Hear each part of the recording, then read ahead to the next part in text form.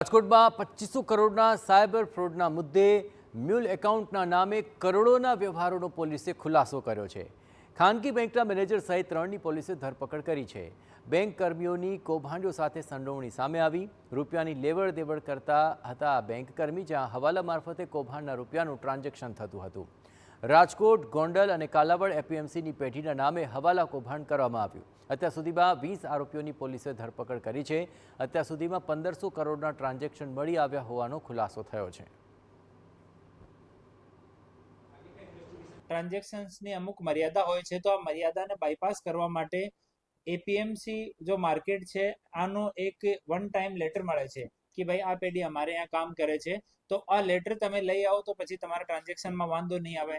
આ પણ સલાહ એ કલ્પેશ ડાંગરિયાએ ચીટર્સને આપી હતી। ટોટલ જો આ 85 બેંક એકાઉન્ટમાં જો ટોટલ ટ્રાન્ઝેક્શન થયું છે તો 2500 કરોડ રૂપિયાથી વધારાનો હાલ થઈ ગયો છે। સુરતમાં